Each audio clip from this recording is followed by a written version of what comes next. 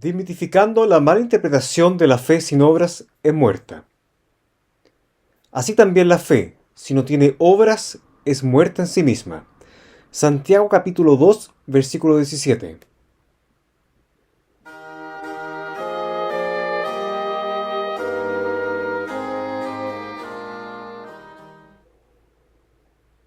Estimado auditor, tenga usted muy cordiales saludos. Mi nombre es Juan Cepeda y en este audio quiero presentar una temática que ha generado bastante discusión, pero por sobre todo una mal interpretación, la cual ha atentado directamente contra la fe salvífica, pues los religiosos que están dependiendo de las obras para ser salvos han mal usado el texto de Santiago capítulo 2 versículo 17 para justificar que se requieren necesariamente buenas obras para ya sea ser salvo o para probar que se es salvo.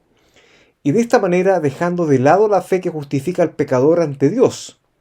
Más el apóstol Pablo es categórico respecto a esta temática en Romanos y en Gálatas, pues ningún hombre será justificado por las obras de la ley, sino por la fe en Jesucristo, algo por el cual les cuesta mucho comprender y en definitiva creer a los religiosos. Comencemos. Romanos capítulo 5 versículo 1 dice lo siguiente: Justificados pues por la fe tenemos paz para con Dios por medio de nuestro Señor Jesucristo. Cuando el apóstol Pablo menciona justificados, quiere decir que a alguien se le ha imputado justicia, o sea, es justo o inocente ante los ojos de Dios, por medio de la fe, pues el ser humano en sí mismo es injusto debido a sus pecados. Nadie es capaz de no pecar, pues hay una naturaleza pecaminosa en nuestros miembros, pasada por el primer hombre en este mundo, Adán. Por lo tanto, el medio para ser totalmente inocente a los ojos de Dios es simplemente la fe en la obra de Cristo en la cruz del Calvario, muriendo por todos nuestros pecados, siendo sepultado y resucitando al tercer día según las Escrituras. Y la fe, como lo señala la carta a los Hebreos capítulo 1 versículo 11, es certeza de lo que se espera y convicción de lo que no se ve. Entonces, estimado auditor, de acuerdo a la definición bíblica de la fe, ¿están involucradas las obras de los hombres en la fe? ¿Deben la certeza y la convicción ser acompañadas con buenas obras para que sea una fe genuina? Absolutamente no. Vayamos al meollo del asunto en este audio. El apóstol Santiago escribe la primera epístola apostólica a la iglesia primitiva, pues en las epístolas del Nuevo Testamento están dirigidas fundamentalmente a cómo debe ser el comportamiento de los miembros genuinos de la iglesia de Cristo, tanto con los hermanos como con los de afuera. Por lo tanto, de esta manera, los únicos y exclusivos receptores de las epístolas apostólicas son la iglesia, los que son parte del cuerpo de Cristo, los que son de la fe, los que ya tienen vida eterna. No están escritas para personas muertas espiritualmente, yendo lamentablemente al lago de fuego. Y cuando dice Santiago, capítulo 2, versículo 17, que la fe de los salvos que tienen vida eterna no está acompañada de buenas obras, es muerta o infructuosa, lo cual no está queriendo decir de ninguna manera que aquellos no están en la fe, sino más bien que ellos no han manifestado su fe ante los demás, por lo cual la han mantenido bien escondida. Muy bien lo dice el Señor Jesucristo en los días de su carne. Vosotros sois la sal de la tierra, pero si la sal se desvaneciere, ¿con qué será salada? No sirve más para nada, sino para ser echada fuera y hollada por los hombres. Vosotros sois la luz del mundo. Una ciudad asentada sobre un monte no se puede esconder, ni se enciende una luz y se pone debajo de un almud, sino sobre el candelero, y alumbra a todos los que están en casa.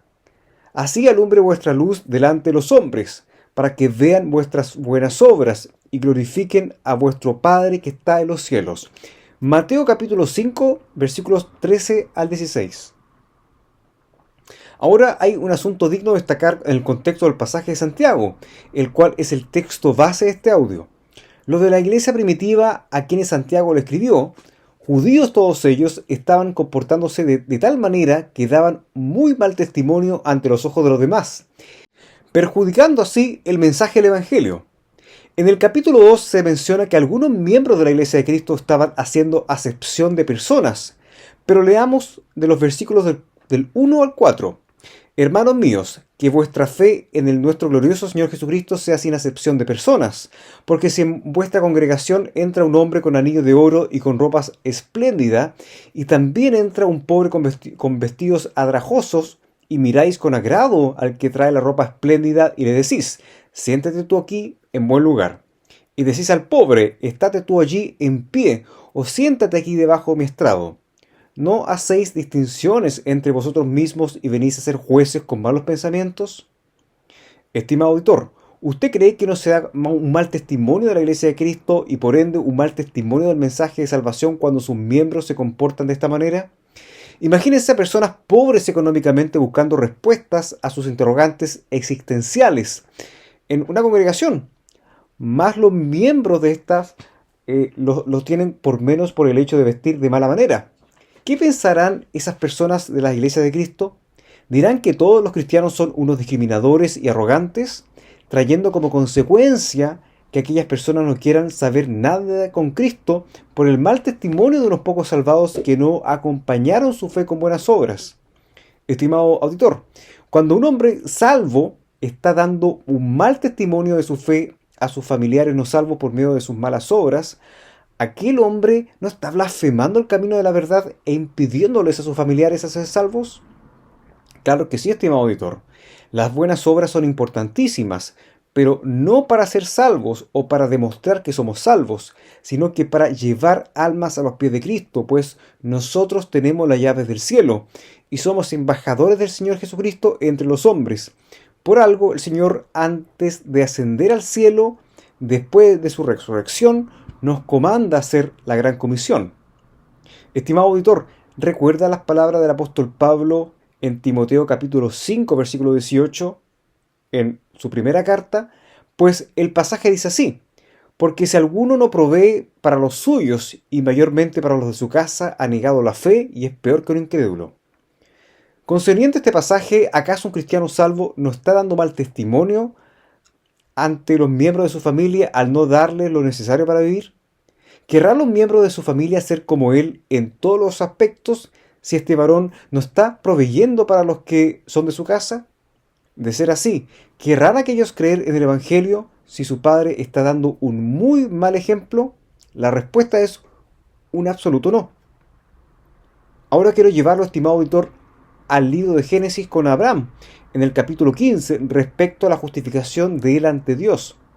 Vamos a leer del versículo 1 al 6. Después de estas cosas vino la palabra de Jehová a Abraham en visión diciendo, no temas, Abraham, yo soy tu escudo, y tu galardón será de sobremanera grande. Y respondió Abraham, Señor Jehová, ¿qué me darás, siendo así que ando sin hijo, y el mayordomo de mi casa es ese Damaseno Eliezer? Dijo también Abraham, mira que no me has dado prole, he aquí que será mi heredero un esclavo nacido en mi casa. Luego vino a él la palabra de Jehová diciendo, no te heredará sino un hijo tuyo será el que te heredará. Y lo llevó fuera y le dijo, mira ahora los cielos y cuenta las estrellas si la puedes contar. Y le dijo, así será tu descendencia. Y creyó a Jehová y le fue contado por justicia. Abraham fue justificado ante Dios, salvo de sus pecados, cuando le creyó a Dios que de su simiente serán benditas todas las familias de la tierra. Solo le bastó la fe en la promesa de Dios y no en las obras de la ley. Muchos años después, cuando el hijo de la promesa, Isaac, alcanzó la edad de la adolescencia, Dios le mandó a Abraham a hacer algo incomprensible para la mente humana. Bueno, leamos Génesis capítulo 22 del versículo 1 al 14. Aconteció después de estas cosas que probó Dios a Abraham y le dijo, Abraham. Y él respondió, heme aquí. Y dijo, toma ahora tu hijo, tu único Isaac, a quien amas, y vete a tierra de Moriah, y ofrécelo allí en holocausto sobre uno de los montes que yo te diré. Y Abraham se levantó muy de mañana y enalbardó su asno y tomó consigo a 2 siervos suyos, y a Isaac su hijo, cortó leña para el holocausto y se levantó. Y fue al lugar que Dios le dijo. Al tercer día alzó Abraham sus ojos y vio el lugar de lejos. Entonces dijo Abraham a sus siervos, esperad aquí con el asno. y yo y el muchacho iremos hasta allí y adoraremos y volveremos a vosotros. Y tomó Abraham la leña del holocausto y la puso sobre Isaac su hijo, y él tomó en su mano el fuego y el cuchillo, y fueron ambos juntos. Entonces habló Isaac a Abraham su padre y dijo: Padre mío. Y él respondió: Heme aquí, mi hijo. Y él le dijo: He aquí el fuego y la leña. Mas, ¿dónde está el cordero para el holocausto? Y respondió Abraham: Dios se proveerá de cordero para el holocausto, hijo mío. E iban juntos. Cuando llegaron al lugar que Dios le había dicho, edificó allí Abraham un altar y compuso la leña y ató a Isaac su hijo, y lo puso en el altar sobre la leña. Y extendió Abraham su mano y tomó el cuchillo para degollar a su hijo. Entonces el ángel de Jehová le dio voces desde el cielo y le dijo: Abraham, Abraham. Y él respondió: Heme aquí. Y dijo: No extiendas tu mano sobre el muchacho, ni le hagas nada, porque ya conozco que temes a Dios, por cuanto no me rehusaste tu hijo único. Entonces alzó Abraham sus ojos y miró, y aquí a sus espaldas un carnero trabado en un zarzal por sus cuernos. Y fue Abraham y tomó el carnero, y ofreció en holocausto en lugar de su hijo. Y llamó a Abraham el nombre de aquel lugar: Jehová proveerá. Por tanto, se dice hoy: en el monte Jehová será provisto. Estimado auditor, pues Abraham no fue justificado por la gran obra que él hizo, debido a que ya había sido justificado años atrás. Sin embargo, el hecho que él haya estado genuinamente dispuesto a entregar a su hijo en sacrificio dice muchas cosas. En primer lugar, la fe de Abraham fue manifiesta en esa obra, pues dice Hebreos capítulo 11 de los versículos del 17 al 19, que por la fe Abraham, cuando fue probado, ofreció a Isaac. Y él, que había recibido las promesas, ofrecía a su unigénito, habiéndosele dicho: en Isaac te será llamada descendencia, pensando que Dios es poderoso para levantar aún de entre los muertos, de donde, en sentido figurado, también le volvió a recibir. En segundo lugar, la obra de Abraham fue de un inmenso testimonio para las futuras generaciones, tanto para el pueblo de Israel como para la iglesia, pues reafirma aún más que Abraham es el padre de la fe. Y en tercer lugar, el sacrificio de Abraham iba a estar dispuesto a hacer es un simbolismo de lo que el Padre años después hizo con su Hijo amado Cristo Jesús en la cruz del Calvario, por nuestros pecados, un poderoso testimonio para judíos y gentiles. Estimado auditor, este pasaje de Santiago, el cual es el texto base de este audio, ha sido usado de manera perversa por el catolicismo romano, pues los católicos mal argumentan que el creyente debe sí o sí hacer buenas obras como visitar a los enfermos, dar limonas, ir a misa, ser piadoso, venerar a la Virgen, ayunar, entre otras cosas, para demostrarle a Dios que se tiene fe. Sin embargo, el Señor ve nuestro corazón y por sobre todo nuestra fe. E incluso el mismo profeta Isaías en el capítulo 64, versículo 6, dice que todas las obras del hombre son similares a trapos de inmundicia. Es decir, estimado auditor, que para Dios toda obra que los hombres no salvos hagan para alcanzar la salvación son suciedad, peor que un cuerpo en descomposición. No obstante, las religiones protestantes como el pentecostalismo y el calvinismo no se quedan muy atrás, ya que sus prosélitos también han usado este texto de Santiago para defender la postura de que se requieren buenas obras para demostrar que se es salvo. Y en caso de no hacerlas, ellos argumentan que el cristiano que no las hace es un falso creyente. Por lo tanto, en estricto rigor, la salvación es por hacer buenas obras. Ahora bien, usted me podrá contraargumentar diciendo: oiga Juan, la salvación no es por obras, pero si usted es salvo, usted manifestará los frutos de su salvación por sus buenas obras. Y en caso que usted peque, usted no es salvo, porque recuerde que el que peca es del diablo. A ver, estimado auditor, si esa es su manera de pensar, le digo que usted no está en la fe. Pues déjeme explicarle, si bien Gálatas capítulo 5, versículos 2, 22 y 23 dicen que más el fruto del Espíritu es gozo, amor, paz, paciencia, benignidad, bondad y fe, mansedumbre, templanza, contra tales cosas no hay ley. Perfecto, eso no quiere decir que de manera automática tendremos buenas obras. Pues bien, en todas las cartas apostólicas se nos exhorta a tener buen comportamiento.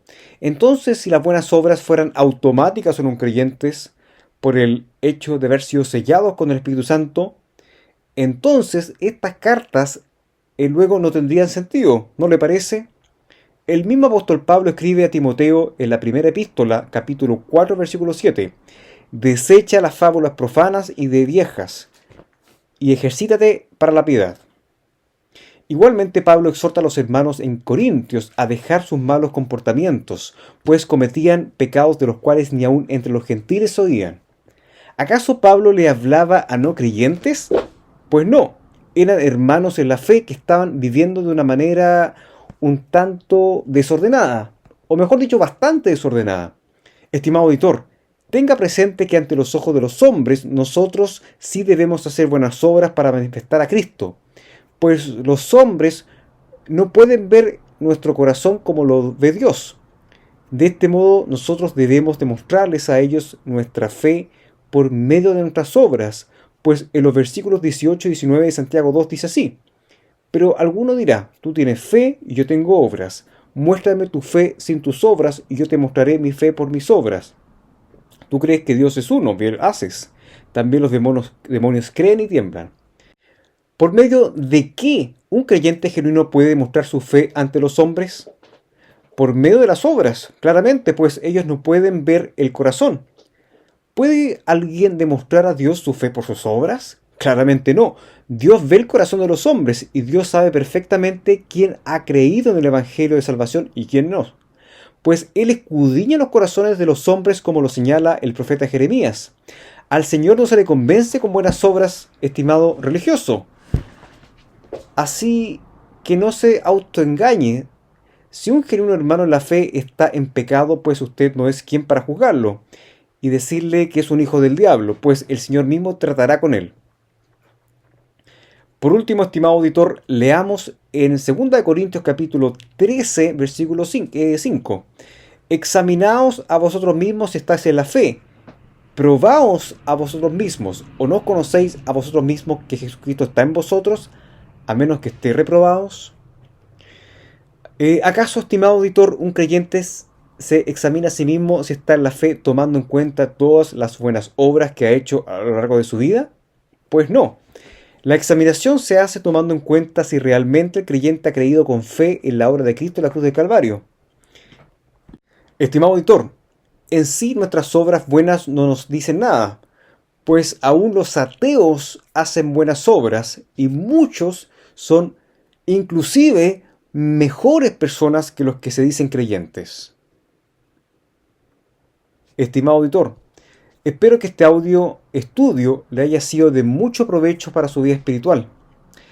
Y la exhortación es hacer buenas obras para dar un buen testimonio a los hombres de nuestro Señor Jesucristo, para traerlos finalmente a la salvación. Mas no para convencernos a nosotros mismos que somos salvos, pues caeríamos en la religiosidad hipócrita. Una vez más, mi nombre es Juan Cepeda y que Dios los bendiga. Hasta el próximo audio, si el Señor aún no ha regresado o si nos da vida. Hasta pronto.